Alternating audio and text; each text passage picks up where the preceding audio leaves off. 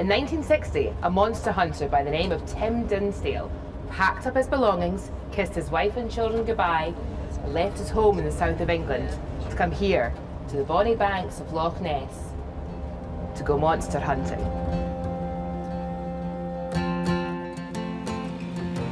Tim Dinsdale, a former aeronautical engineer, now a full-time resident monster hunter.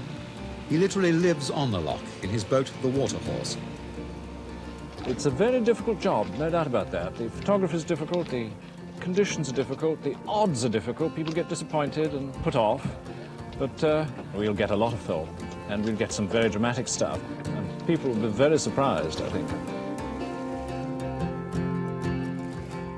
The first expedition that my father did was in April 1960.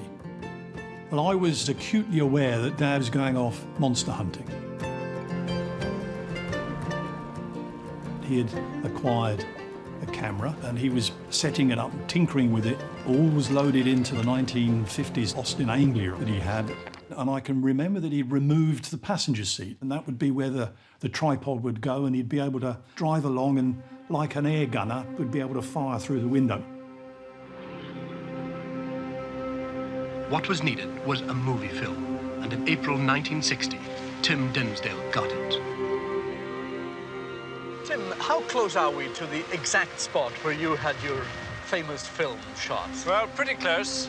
It was down there about 20, 30 yards, I think.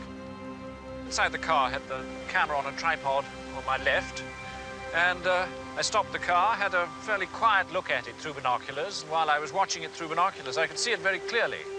It came to life and it started to move off, and then I turned and started to shoot the film.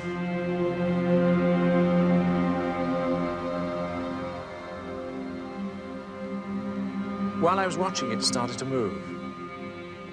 A most electrifying moment. It looked like the back of a huge animal, reddish brown. It stood 2 or 3 feet out of the water, 4 or 5 feet across. And then it approached the far shore, and then under the surface, throwing up a wave which has since been measured on the film at a height of about 2 feet. I can remember watching this for the first time in the front room of my parents' home through a projector. And I remember watching and being so disappointed because it was so indistinct. He was quite disappointed with the way that this had turned out because, like most photography, it doesn't actually come out in the way that you recall seeing it with your naked eye. The film couldn't possibly be the same when you see it on the screen as it was, you know, seeing it from here with your own eyes. Oh, no, well, you know. But it did capture what I saw. What's on the film is what I saw.